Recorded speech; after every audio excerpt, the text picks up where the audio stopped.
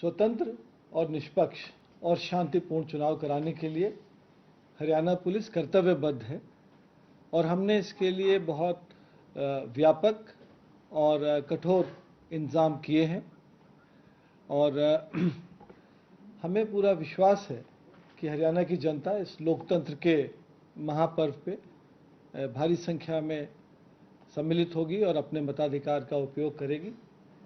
कहीं भी किसी प्रकार की जोर ज़बरदस्ती, धमकी या भय का वातावरण न उत्पन्न किया जाए, इसके लिए बहुत सारे स्टेप्स उठाए गए हैं।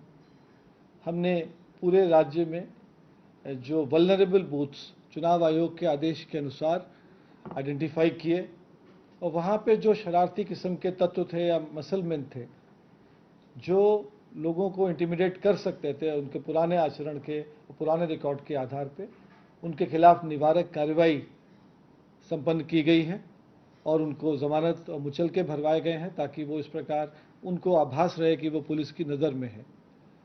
इसके अलावा इन वल्नरेबल बूथों के ऊपर हमने जो केंद्रीय अर्धशासित बल हैं और जो बाहर से पुलिस बल हमें उपलब्ध कराया गया है, उनके आधे सेक्शन की हर एक बूथ पे फोर्स रहेगी ताकि किसी भी प्रकार जो हमारे कमज़ोर वर्गों का जो मतदाता है उसके साथ कोई ज़ोर ज़बरदस्ती या धमकी की कार्रवाई ना की जाए।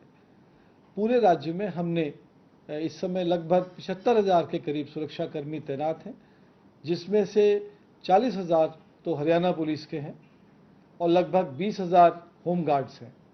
इसके अतिरिक्त 130 कंपनी, जिसका आप संभवतः लगा सकते हैं लगभग 13,000 सुरक्षाकर्मी BSF, CRPF, ITBP, Manipur arm police, CISF, Punjab के armed home guards, Rajasthan arm police इत्यादि से हमें मिले हैं और इन सब की मदद से हमने पूरे राज्य में एक सुरक्षा का एक जाल ऐसा फैलाया है कि कोई भी असामाजिक तत्व मतदान की प्रक्रिया को प्रभावित न कर पाए। इसके अतिरिक्त 267 नाके हमने लगाए हैं पूरे जो हमारी अंतर्राज्यीय सीमाएं हैं उनके ऊपर, ताकि चुनाव के दिन बाहर से किसी भी प्रकार के आपराधिक तत्वों की आवाजाही हरियाणा में रोकी जा सके। और हमारे अनुरोध पे जो हमारे जो पड़ोसी राज्य हैं, चंडीगढ़, हिमाचल, उत्तर प्रदेश, राजस्थान, दिल्ली, उन्होंने भी अपनी तरफ से भी नाका लगाया है और उनका हमें पूरा सहयोग इसमें मिल रहा है। तो हमें पूरा आशा ही नहीं बल्कि पूरा विश्वास है कि कल जो मतदान है वो एक बहुत अच्छे माहौल में शांतिपूर्ण ढंग से संपन्न होगा। तो आप जानकारी दे दें, कल खास दिन भी है, दिवस भी है, अगर पुलिस की बात करें तो क्या कुछ खास इवेंट होगा कल? जी हाँ, कल जो है 21 अक्टूबर का दिन पुलिस विभाग के लिए एक अन्य दृष्टि से भी महत्वपूर्ण है। कल हम पुलिस शहीद स्मृति दिवस के रूप में इसको मनाते हैं। सन 1959 21 अक्टूबर सन 1959 को लद्दाख में CRPF की एक टुकड़ी के 10 लोगों को चीनी फौज ने घात लगाकर हमला किया था और उनके ऊपर हमले में उनसे मुकाबला करते हुए ये सभी लोग वीर गति को 10 कर्मचारी CRPF के वीर गति को प्राप्त हुए थे। उनकी याद में तब से इस दिन को पुलिस कमेमोरेशन डे या पुलिस शहीद स्मृति दिवस के रूप में मनाया जाता है। हरियाणा पुलिस में जो राज्य स्तर की इस पे एक शोक परेड का आयोजक पुलिस कमेमोरेशन डे परेड का आयोजन पुलिस लाइन पंचकुला में कल सुबह 8 बजे किया जाएगा। हम लोग चुनावी व्यवस्था में अत्यंत व्यस्त हैं और एक एक पुलिस कर्मचारी चुनाव की ड्यूटी पर है, फिर भी हमने इस पावन दिवस को कमेमोरेशन डे परेड को आयोजित करने के लिए सभी जिला पुलिस कप्तानों को निर्देश दिए हैं। हर जिले में हमारा एक पुलिस शहीदी स्मारक है जहां पे ये एक आधे घंटे की परेड संपन्न होगी। पिछले 12 महीने में हरियाणा पुलिस के 3 कर्मचारी आपराधिक तत्वों से लड़ते हुए वीरगति को प्राप्त हुए। न सिर्फ हम उनको याद करेंगे बल्कि बाकी पूरे भारत में 289 पुलिसकर्मी जो असामाजिक तत्वों से जम्मू कश्मीर में आतंकवादियों से लड़ते हुए और नक्सल क्षेत्रों में नक्सली तत्वों से लड़ते हुए, नॉर्थ ईस्ट में जो उग्रवादी हैं उनसे लड़ते हुए और अपराधियों से लड़ते हुए वीरगति को प्राप्त हुए हैं। हम उनके भी नाम पढ़ेंगे और उनको याद करेंगे और जो पुलिस के शहीद हैं उनको भावभीनी श्रद्धांजलि पूरे देश की ओर से हम देंगे।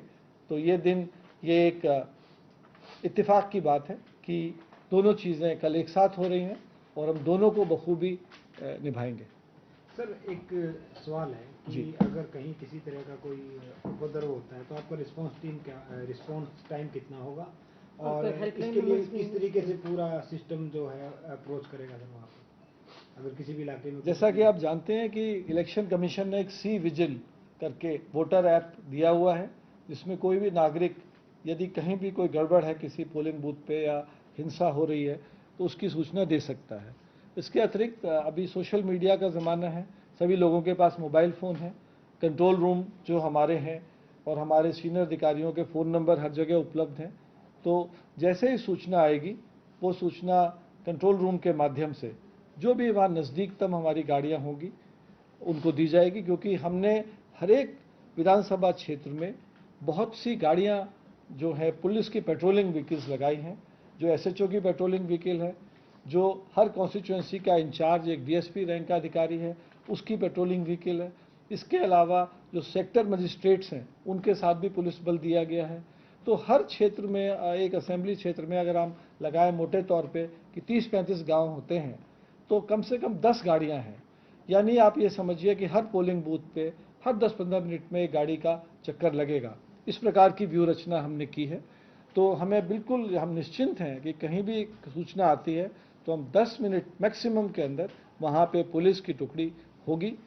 इसके अतिरिक्त जैसा मैंने बताया कि वल्नरेबल पोलिंग बूथ पे हमने अर्धसैनिक बलों को लगाया है और इसके अलावा हमने एसपी की एक रिजर्व है हर जिला मुख्यालय पे। पंजाब ਦੀ हर ਵੱਡੀ खबर ਦੇ ਲਈ एबीपी ਸਾਂਝਾ ਤੇ ਜਾ ਕੇ ਬੈਲ ਆਈਕਨ ਦਬਾਓ ਤੇ एबीपी ਸਾਂਝਾ ਨੂੰ ਸਬਸਕ੍ਰਾਈਬ ਕਰੋ। ਦੇਸ਼ ਦੁਨੀਆ ਦੀ ਹਰ ਵੱਡੀ ਖਬਰ ਤੁਹਾਡੇ ਆਪਣੇ ਭਰੋਸੇਯੋਗ ਚੈਨਲ एबीपी ਸਾਂਝਾ ਤੇ। ਤੁਸੀਂ ਵੇਖ ਰਹੇ ਹੋ एबीपी ਸਾਂਝਾ, जोश, जज्बा, जुनून।